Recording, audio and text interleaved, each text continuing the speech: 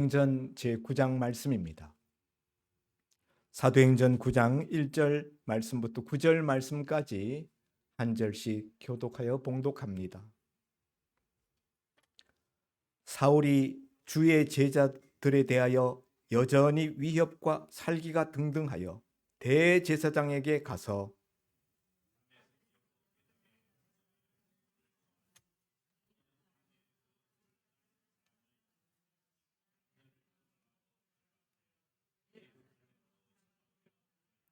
사울이 길을 가다가 다메섹에 가까이 이르더니 호련히 하늘로부터 빛이 그를 둘러 비추는지라.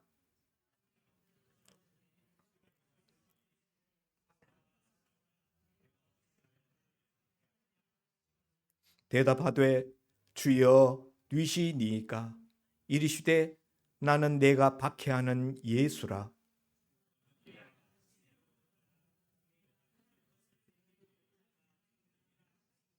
같이 가던 사람들은 소리만 듣고 아무도 보지 못하여 말을 못하고 서 있더라.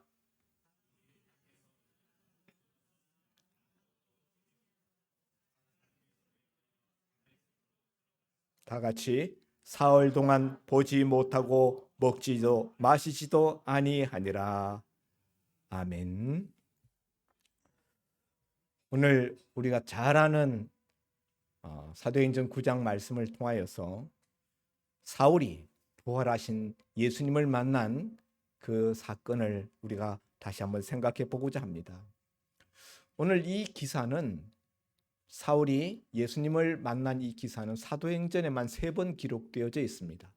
오늘 우리가 읽은 이 9장 그리고 이후에 가면은 22장에 가서 사울이 예루살렘에서 체포되었을 때 군중들 앞에서 행한 연설에서 다시 한번 반복되어지고 또 26장에 가서 아그리빠 2세 왕 앞에서 자신을 변호할 때 또다시 사울이 이 자신의 회심 사건, 부활하신 예수님 만난 사건을 이야기합니다. 사도행전에서 3번씩이나 이 기사가 반복되어 기록되어 있다라는 것은 성경이 이 부분이 굉장히 중요하다라는 것을 말해주고 있는 것이지요. 예, 중요하기 때문에 3번씩이나 말씀하는 것이기도 하고요. 또 다른 측면에서 사울이 나중에 바울로 이름을 바꾸지 않습니까? 예수님 만나고 난 다음에 자기 이름을 개명하여서 바울로 바꾸게 되는데 사울이라는 이름은 헬라식 이름이에요. 히브리식 이름이에요. 유대인들은 원래 히브리인이니까 히브리식 이름을 자기네들끼리는 쓰고, 그러나 그 당시는 로마가 통치하던 사회, 로마가 정복했던 로마의 속국이었던 시절이었기 때문에 모든 그 헬라화된 그 헬라어를 쓰도록 종용되어져 있습니다. 그래서 외부적으로는 이방인들을 만날 때 그럴 때는 헬라식 이름을 썼어요. 그때 쓰였던 이름이 바울입니다. 바울. 그런데 이제 이 사도행전을 기록한 저자 누가는 이 사울이 예수님을 만나고 난 이후부터는 사울이라는 이름은 접어버리고 사도행전 13장에 가서 보면은 13장 9절에 바울이라는 사울이 이렇게 이야기를 합니다. 그래서 바울이 곧 사울로 바뀌어져서 이름이 사울이 바울로 바뀌어져서 그 이름이 그 다음부터는 계속 바울로 출현하는 것을 보게 됩니다. 신학자들은 말하기를 우리 기독교의 2000년사 역사 중에서 예수님이 부활 승천하시고 난 다음 가장 최대의 사건이 무엇이냐? 그러면 첫째는 사도행전 1장에 나오는 오순절 마가의 다락방에서 성령이 임하는 사건. 성령이 임함으로 교회가 출발되게 되지 않습니까? 그것이 최대의 사건이지만은 그 다음으로 가장 큰 사건이 무엇이냐라고 한다면은 오늘 이 사도행전 9장에서 이 사울이 부활하신 예수님을 만나는 장면이다. 이렇게들 이야기들을 합니다. 예. 왜냐하면은 이 사울을 통해서 나중에 이름을 바울로 바꾼 이 사람을 통해서 복음이 이방 세계로 과거에는 예루살렘과 그 유다, 이스라엘 안에만 있었던 그 복음이 이방으로 전파되게 되는 데 있어서 가장 혁혁한 그런 역할을 했고, 또 신약 성경의 절반을 이 사도 바울이 이 신약 성경 절반을 기록하는 저자가 되었다. 특별히 기독교 교회의 기초를 놓는, 교리의 기초가 되는 로마서를 기록해서 기독교 체계를 세웠다라는 점에 있어서 이 사도 바울의 회심 사건은 매우 매우 중요한 사건이다. 오늘 이 사건을 우리가 한번 생각해 보고자 하는데요. 원래 이 사울이라는 사람은 어떤 사람인가? 사울은 유대인으로서 베냐민 지파에 속한 사람이고 바리새인 출신입니다. 바리새인 중에 바리새인으로서 가마니엘이라는 문화생활에 있었어요. 당시 이스라엘에서 가장 존경받는 유명한 랍비가 가마니엘이라는 그런 스승이 있었어요. 그 밑에서 수학을 했다. 오늘날로 칠 것 같으면 서울대학교 최고 법학대학원에서 거기서 수학한 그런 그 최고 엘리트입니다. 그래서 유대교 골수분자였다. 유대교 신앙의 율법의 골수분자였다. 그러다 보니까 이 바리새인들이 주축이 되어서 예수님을 십자가에 못 박았거든요. 그래서 예수 믿는 사람들과는 아주 적대적인 그런 관계에 놓여 있었습니다. 그래서 앞에 보면은 초대교회에 신실한 충성된 집사 스데반 집사가 복음을 전할 때 그 스데반 집사를 잡아가지고 돌로 쳐서 죽이는 일에 앞장서서 가담했던 사람이 바로 이 사울이라는 인물이에요.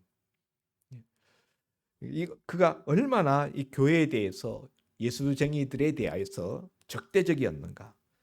9장 오늘 우리 읽은 1절에 보면 사울이 주의 제자들에 대하여 여전히 위협과 살기가 등등하여 대제사장에 가서 다메섹 여러 회당에 가져갈 공문을 청하니, 이는 만일 그 도를 따르는 사람을 만나면 남녀를 막론하고 결박하여 예루살렘으로 잡아오려 함이라.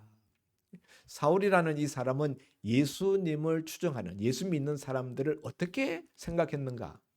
바퀴벌레 같은 것들, 박멸해 버려야 되는 존재, 그렇게 생각했다는 거예요.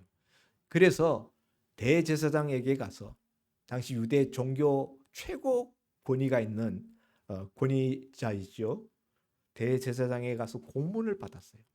예수 믿는 자들을 만나면 누구든지 잡아가지고 올 수 있는 그런 공문, 권세를 받아가지고 그 권세를 위임받아서 다메섹이라는 곳으로 가고 있었다. 예루살렘에서부터 다메섹까지는 약 240km 정도 떨어져 있는데요. 다메섹은 오늘날 시리아의 수도 다마스커스입니다. 성경에서 다메섹이라고 이렇게 번역됐습니다만 다마스커스라고 생각하고 들으시면 되겠습니다. 약 6일 동안 걸어가야만 도달할 수 있는 거리예요.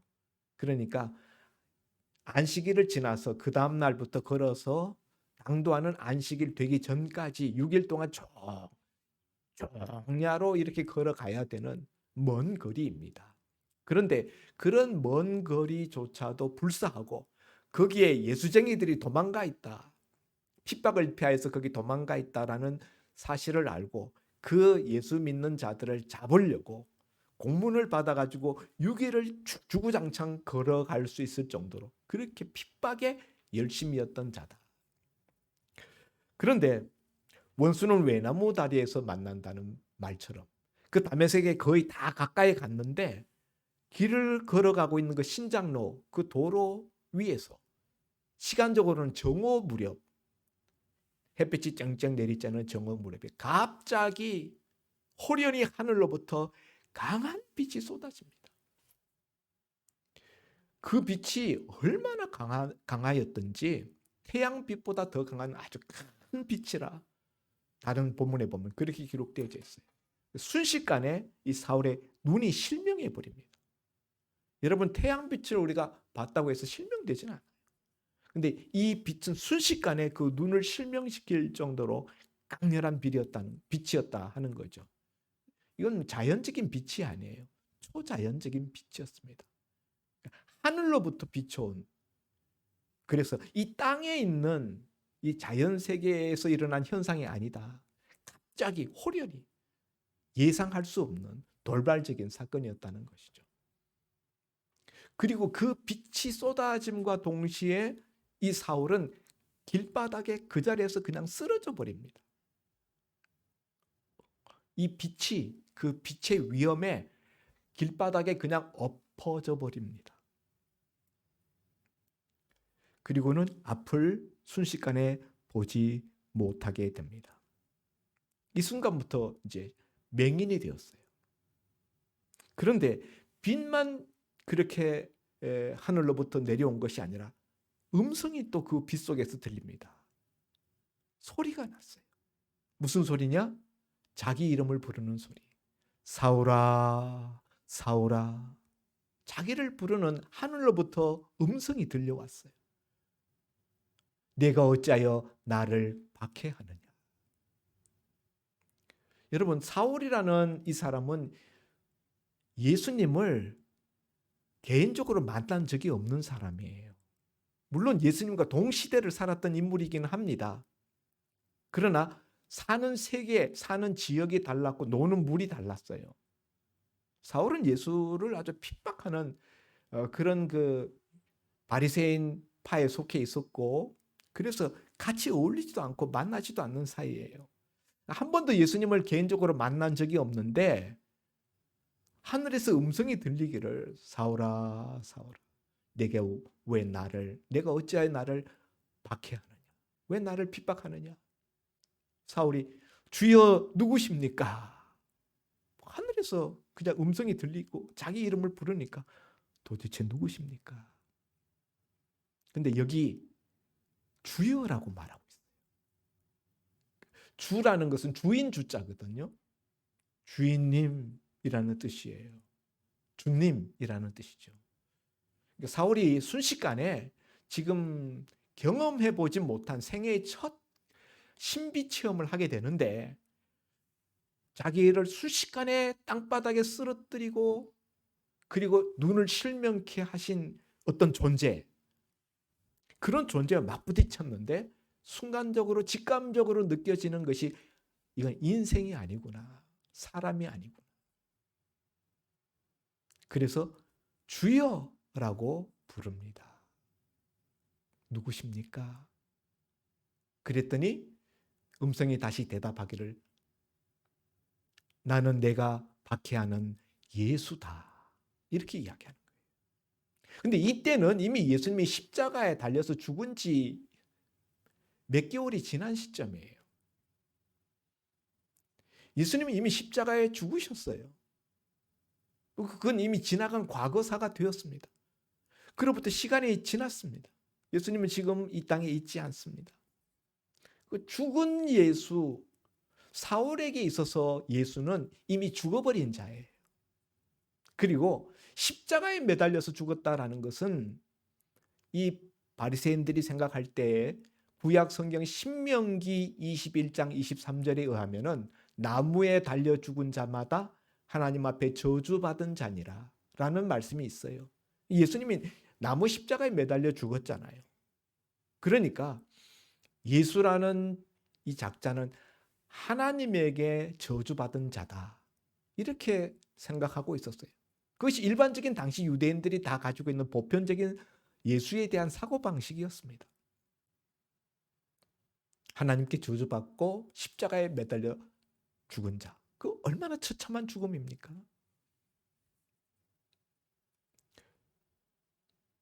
그리고 이단의 괴수, 우리 오늘날도 뭐 이단들을 많이 출연하는 것을 봅니다만은, 그 당시에 예수는 이단의 괴수 정도로 생각했어요, 사울이.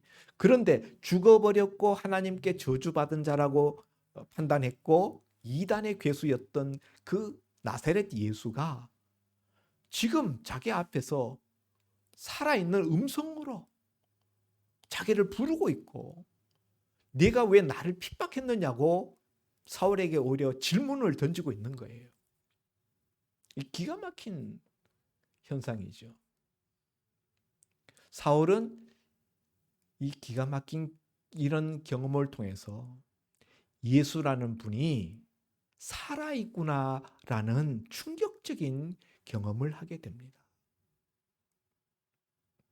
그리고 예수는 그냥 인생이 아니구나. 그냥 보통 사람이 아니구나. 그래서 이 나사렛 예수, 부활하신 예수님, 분명히 죽었는데, 죽은 거는 그건 사실이고 다 아는 사실인데 지금은 살아있다는 거예요. 지금 어떻게 살아있는지 모르지만 지금 살아 계시는구나. 그리고 내 앞에서 내 이름을 부르시는구나. 내가 왜 나를 박해하느냐. 그 말은 무슨 말인가 하면은 만난 적도 없는 예수고, 그래, 만난 적이 없으니까 박해한 적이 없는 거예요. 그런데도 그 예수는 사울에게 내가 나를 박해했다는 거예요. 사울이 박해한 것은 나사렛 예수를 박해한 것이 아니라 그 예수를 믿고 따르는 기독교도들을 박해한 거예요. 예수 믿는 신자들을 박해한 겁니다. 근데 예수님의 말씀은 네가 나를 박해했다는 거예요. 무슨 이야기입니까? 초대교회 예수 믿는 신자들과 그 교회를 박해했는데 그 교회와 예수님 자신을 동일시하고 있구나 하는 것을 알게 되죠. 예수님은 교회의 머리가 되십니다. 예수님은 모든 믿는 성도들의 몸이요. 우리 모든 성도들은 그의 지체다. 몸의 각 부분이다. 그렇게 말씀하셨어요. 그래서 예수님은 교회와 그리고 성도와 예수님 자신을 동일시한다. 교회를 핍박했는데 예수님은 자기를 핍박했다고. 예수 믿는 교도들, 신자들을 미워하고 그들을 감옥에 가뒀는데 예수님은 자기에게 자기를 그렇게 했다고 말씀하신다는 것을 깨닫게 됩니다. 오늘 이 부활하신 예수님과의 이 충격적인 이 만남, 원수는 외나무 다리에서 만난다라는 말이 있는데요. 이 예수쟁이들을 잡으러 가다가 거기서 부활하신 예수님을 이렇게 극적으로 만나게 되면서 순식간에 그 눈이 멀어버리고 앞을 보지 못하고 사람들에게 붙잡혀서 더듬더듬거리면서 가야 되는 그런 신세가 되면서 그때 사울이 깨달은 것은 무엇인가 하면 나는 앞을 보지 못하는 맹인에 불과한 자였구나 라는 각성이에요. 육신적인 눈이 멀어버렸습니다. 순식간에. 그러면서 사울의 내면에 영의 눈이 뜨이는 거예요. 나는 이때까지 예수는 저주받은 자요, 이미 죽어버린 자요, 이단의 괴수라고 생각했는데 그게 아니었구나. 예수는 살아계시고 부활하셨고 그리고 하나님의 아들이시고 예수는 구약 성경에 예언된 오리라고 예언된 그리스도, 다른 말로 구원자이시구나 라는 것을 비로소 깨닫게 됩니다. 그래서 이 사건을 경험하고 난 다음에 20절에 가서 보면은 20절에 즉시로 각 회당에서 예수가 하나님의 아들이심을 전파했다. 이때까지는 예수라 그러면 이를 뿌득뿌득 갈던 이 사울입니다. 예수쟁이들을 다 잡아서 죽이고 감옥에 가두고 하는 일에 선봉했었던 사람입니다. 그런데 이 다메섹 도상에서 예수님을 만나고 난 다음에는 즉시로 나가서 사람들에게 예수가 하나님의 아들이시다. 여러분 이게 엄청난 이야기예요. 예수님이 십자가에 달린 이유는 자기가 하나님의 아들이라고 주장했기 때문에 사람들이 예수님을 십자가에 못 박아 죽였어요. 신성모독죄. 그런데 지금 이 사울이 예수님이 하나님의 아들이라고 예수님이 주장했던 것을 똑같이 지금 증거하고 있다는 거예요. 22절에 가서 보면은 사울은 힘을 더 얻어 예수를 그리스도라 증언하여 다메섹에 사는 유대인들을 당혹하게 하니라. 이 다메섹에서 이 사울이 오기를 기다리고 있었어요.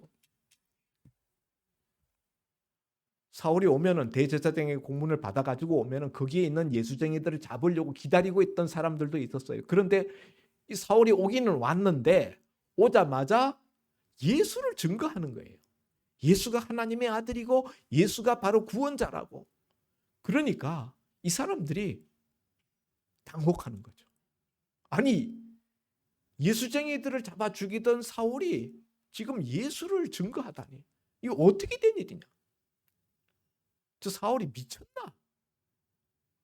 같은 사람이 맞느냐? 과연 그 사람 맞아? 스데반 집사를 때려 죽일 때 앞장섰던 그 사람 맞아? 완전히 다른 사람이 된 거예요. 오늘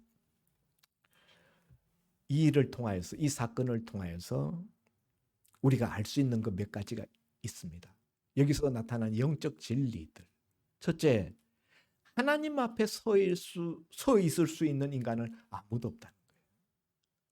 누구든지 하나님 앞에 서면은 그 앞에 죽은 자처럼 된다.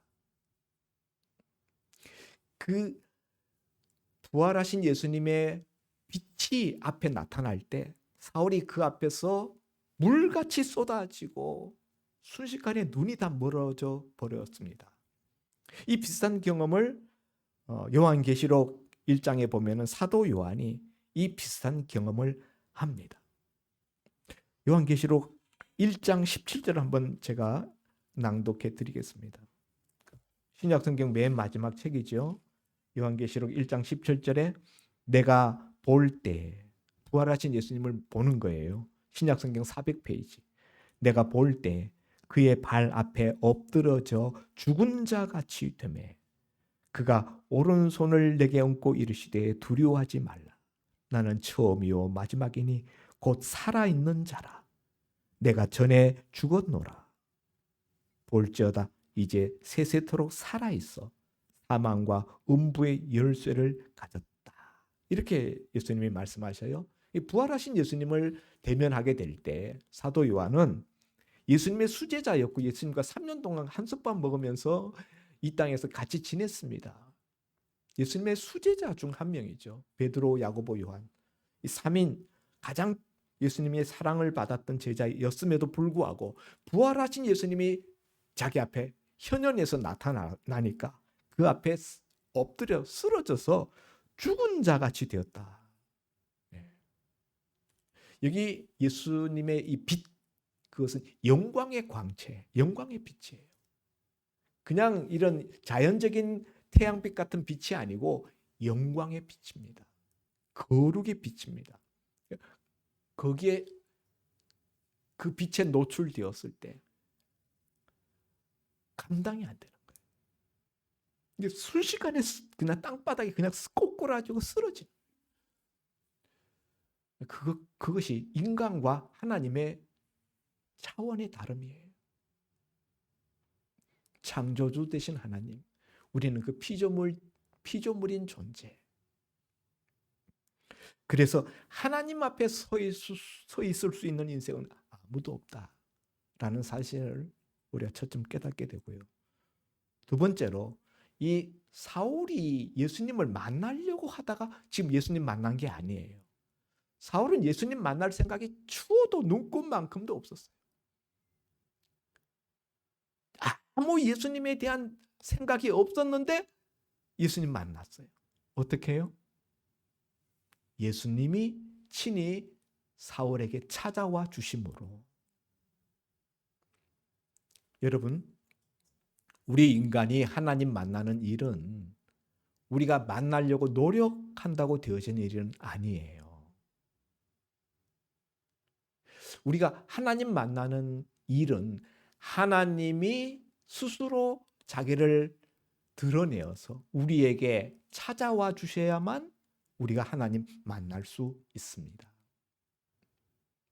그렇다고 해서 우리가 하나님 만나는 데 있어서 우리가 아무런 노력을 안 해도 된다. 그런 말은 아니에요. 예레미야서 29장 13절에 보면은 너희가 온 마음으로 나를 구하면 나를 찾을 것이요. 그러면 나를 만나리라. 하나님을 찾으라. 그러면 만난다. 잠언 8장 17절에 나를 간절히 찾는 자가 나를 만날 것이니라. 하나님을 간절히 찾으라는 거예요. 그러면 하나님 만난다는 거예요. 그러니까 우리가 하나님을 찾고 하나님 만나기 위해서 노력하는 것이 필요하다라는 이야기죠. 그럼에도 불구하고 이 만남의 이 결정 여부는 만남의 성사 여부는 우리의 노력에 의해서가 아니라 인간 편에서가 아니라 하나님 편에서 하나님이 주도적으로 찾아와 주셔야지만 만나진다는 거예요. 여러분, 우리가 청와대에 가서 대통령을 우리가 만난다고 우리가 청와대 그 문을 아무리 두들겨도 대통령이 만나려고 나와줘야만 만날 수 있어요. 아무나 만날 수 없습니다. 찾는다고 문 두들긴다고 만나지는 게 아니듯이 하나님도 마찬가지다. 그러나 하나님은 열심히 찾는 자에게 간절히 찾는 자에게 자신을 드러내겠다. 만나 주겠다라고 말씀을 하고 있어요. 그러나 만남의 여부를 주장하는 주권은 하나님께 있다라는 것을 우리가 알 수 있습니다. 또 다른 것은 예수님과의 만남은 개별적이고 개인적인 사건이라는 거예요. 개인적인 만남이에요. 그리고 이것은 인격적인 만남입니다. 오늘 여기 본문에 보면은 7절에 보면은 같이 가던 사람들은 소리만 듣고 아무도 보지 못하여 말을 못하고 서 있더라. 같이 가던 사람들이 있었어요. 예수쟁이들을 잡으려고 같이 가던 일행들이 있었다. 이 사람들이 같이 이 사건 속에 있습니다. 그런데 예수님을 만난 것은 이 사람들 일행들은 예수님을 개인적으로 만나지 못해요. 사울만 예수님을 만납니다. 다른 사람들은 여기 보면은 소리만 들었대. 소리만. 뭔가 웅 하는 그냥 소리는 들렸는데 사울처럼 분명한 음성은 듣지 못해요. 사울아 사울아 내가 어찌하여 나를 박해하느냐. 나는 내가 박해하는 예수다. 이런 그 예수님의 음성, 예수님의 말씀은 듣지 못하고 뭔가 음성이 뭔가 소리가 나는 것은 들었다는 거예요. 그리고 이 사람들은 눈도 멀지 않습니다. 이 사람들은 땅바닥에 꼬꾸라져 쓰러지지도 않습니다. 뭔가 어떤 현상이 일어나는 것은 보는데 사울처럼 그렇게 충격적이지도 않고 그렇게 데미지가 크지도 않아요. 그래서 여기 본문에 보면은 7절에 같이 가던 사람들은 소리만 듣고 아무도 보지 못하여 말을 못하고 서 있더라. 이 사람들 그냥 서 있어요. 그래서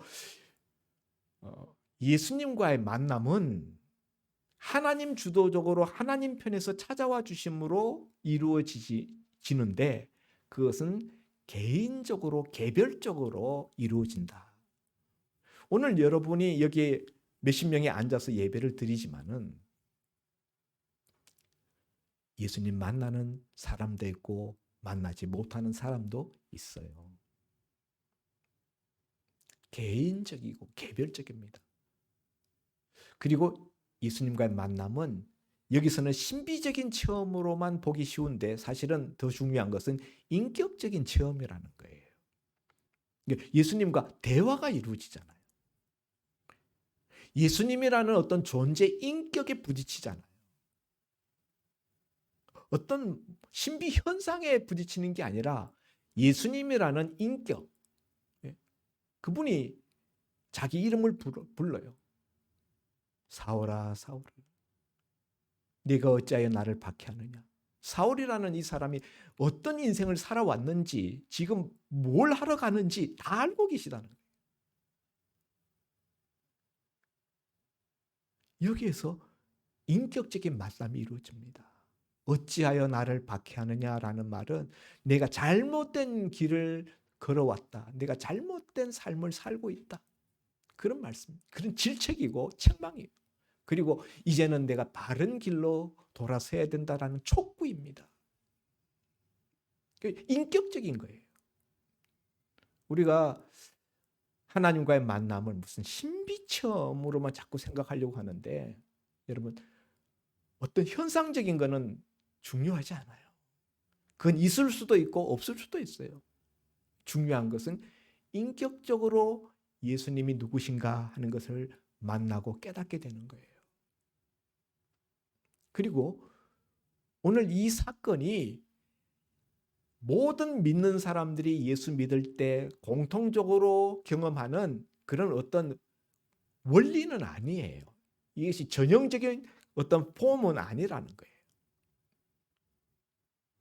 예수님 만나는 체험을 이렇게 극적으로 충격적인 체험으로 하는 사람도 있고 대다수 오늘날 우리 교회 성도들처럼 예수님에 대한 이런 신비 체험이라든가 이런 극적인 어떤 이런 경험은 없지만은 말씀을 통하여 매주마다 설교를 들으면서 내 마음속에 잔잔한 이슬처럼 하나님이 주시는 깨달음과 은혜가 내 마음에 차곡차곡 쌓이면서 예수님이 하나님의 아들이시고 예수님은 살아계시고 부활하신 나의 주님이시구나 하는 것을 깨닫게 되면은 이미 하나님과의 만남이 이루어진 겁니다.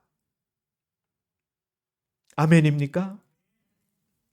그리고 이 예수님과의 만남이 왜 중요하냐 하면요. 예수님을 만나면은 인생이 바뀐다는 사실이에요. 여러분의 인생이 여러분 스스로 노력한다고 바뀌기가 쉽습니까? 예수님 만나면 사람이 바뀐다는 거예요. 지난 주중에도 어떤 분 만나서 이야기하는데 그분이 사람 안 바뀝니다. 목사님 사람 안 바뀝니다. 그런 이야기 하더라고요. 그렇습니다, 여러분. 부모도 자식 바꾸기 어려워요. 부모도 자식 못 바꿉니다. 아니, 나도 나 자신을 못 바꿉니다. 그런데 이렇게 정말 바뀔 수 없는 그 사람, 그 존재가 바뀌는 일이 가능한 경우가 있는데 그것은 하나님이 우리를 만나주시면 사람이 바뀌고 인생이 바뀝니다. 사울은 그야말로 꼴통입니다. 기독교 핍박하는 일에 엿새 동안 걸어가도 힘든 줄 모르고 갔다가 또 다시 엿새 걸어와야 되잖아요. 12일 동안 걸어가야 되는. 그것도 힘들어하지 않고 한 걸음에 달려갔던 그런 사람입니다. 그랬던 핍박자, 예수의 회방자가 이 사건 이후로 즉시로 예수님을 증거하는 전도사가 됩니다. 선교사가 됩니다.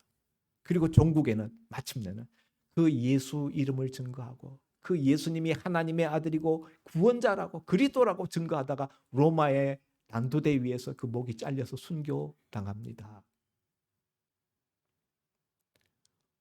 사람이 바뀌었어요. 인생이 바뀌었습니다. 여러분, 우리가 1톤 덤프 트럭이 갑자기 길에 걸어가고 있는 나한테 부딪히면은 내가 어떻게 되겠습니까? 하나님은 1톤 덤프 트럭보다 더 크시고 위대하신 분이십니다. 그 하나님과 만남이 이루어지면 어떻게 사람이 변하지 않을 수가 있겠습니까? 사랑하는 성도 여러분, 그는 예수님을 만나고 난 다음에 인생이 바뀌어서 죽도록 예수님을 증거하였고 그리고 신약 성경의 절반을 기록하는 성경의 저자가 되었어요.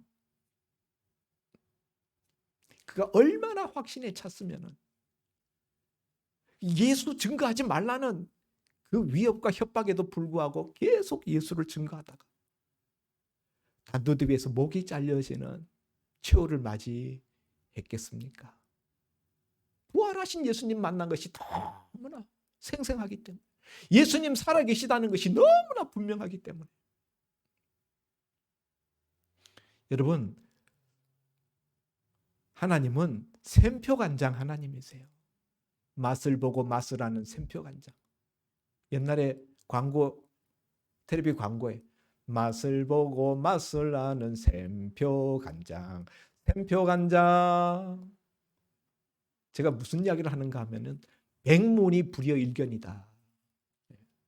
우리가 아무리 그냥 이야기를 들어도 실감하지 못해요. 하나님 살아계시고 예수님 살아계시다는 이야기를 여러분이 설교를 통해서 수없이 들어도 실감 못하지만은 바울처럼 한번 예수님을 직접 만나는 체험을 하게 되면은 누가 뭐래도 예수님은 살아계신다. 흔들리지 않게 되죠. 백문이 불여일견입니다. 여러분에게도 그런 은혜가 있어지시기를 바랍니다. 오늘 우리 주변에 보면은 사울처럼 예수님이 누군지 알지 못하는 사람들이 너무 많아요. 예수님이 누군지 모르기 때문에 예수님을 무시하고 예수님을 외면하고 예수님을 적대시하면서 예수 알기 이전에 사울처럼 그렇게들 살아갑니다. 그것이 아무렇지도 않고 이상하지도 않고 자연스러운 것이라고 생각하면서 그렇게 살아갑니다. 심지어 교회 안에 나와서 예배를 드리지만은 예수님을 개인적으로 인격적으로 만나보지 못한 채로 교회 뜰만 밟고 왔다 갔다 하는 사람들도 있습니다. 그런데 여러분, 예수님을 만나면은 제가 바뀐다 그랬어요. 인생이 바뀌고 사람이 바뀌고 그리고 예수님에 대한 태도가 바뀌어요. 예수님에 대한 호칭이 바뀝니다. 순식간에 길바닥에 쓰러지면서 사울의 입에서 튀어나온 것은 주여, 주여 누구십니까? 예수님 만나면 예수님에 대한 호칭이 바뀝니다. 나랑 아무 상관이 없던 전설 속의 인물처럼 생각했던 그 예수가 나의 주인이십니다. 나의 주님이십니다. 주님, 이렇게 바뀐다는 거예요. 예수님은 오늘날도 사울과 같이 예수님 모른 채 예수님을 등지고 외면하고 예수님을 대적하면서 살아가고 있는 인생들을 오늘날도 찾아오고 계십니다. 매일매일 찾아오고 계십니다. 오늘 예수님은 교회를 통하여서 우리 인생들을 찾아오십니다. 설교를 통하여서 찾아오십니다. 기록된 말씀, 성경 말씀을 통하여 찾아오십니다. 예수 믿는 사람들의 권면하는 말 한마디를 통하여 그 말 속에 예수님은 우리를 찾아오십니다. 우리가 부르는 찬송가 한 구절을 통하여 예수님은 우리를 찾아오십니다. 우리에게 찾아오시는 주님은 우리에게 또한 질문하십니다. 내가 어찌하여 내게 대하여서 그렇게 하느냐? 내가 어찌하여 나를 외면하느냐? 내가 어찌하여 나를 무시하느냐? 내가 어찌하여 나를 적대시하느냐? 예수님은 우리에게 질문을 던지십니다. 그러면서 우리에게 촉구하십니다. 네가 잘못 알고 있다. 너는 영적으로 소경과 같다.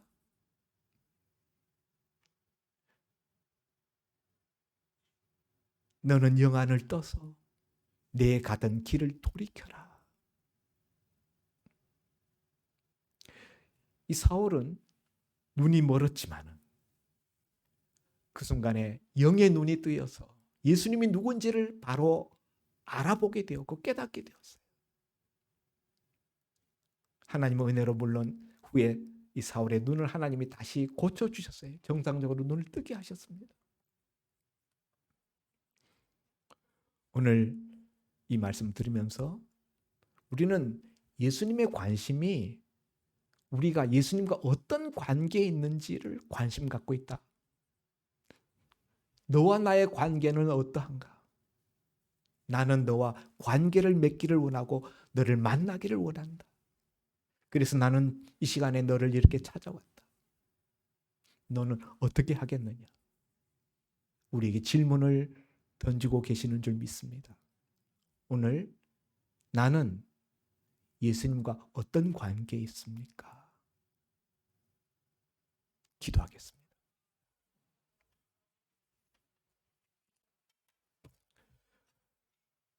사울이 다메섹 도상에서 한낮 정오 시간에 부활하신 예수님을 만난 이 사건은 비몽사몽 중에 환상 속에 꿈속에 이루어진 일이 아닙니다. 대낮 정오 12시에 태양볕이 자결하는 뚜렷한 맨정신 속에서 일어난 사건입니다. 실제적인 사건이었습니다. 집단적인 목격자들, 함께 가던 자들이 보고 증언하는 사건입니다. 그리고 이 사건은 얼마나 충격적이었는지 사울은 이 경험 이후에 사흘 동안 식음을 전폐했습니다. 먹지도 마시지도 하지 않았습니다. 그럴 정도로 충격적인 이 부활하신 예수님과의 만남의 사건 이후에 사울의 인생이 바뀌었고 사람이 변했습니다. 아버지 하나님, 오늘 나는 과연 부활하신 예수님을 만난 적이 있는지 자신에게 물어보는 시간이 되게 하시고 이 시간, 이 말씀을 통하여서 나를 만나기 위해 찾아오신 예수님을 만날 수 있는 은혜가 우리 모두에게 주어지게 하여 주옵소서. 예수님 이름으로 기도하옵나이다. 아멘.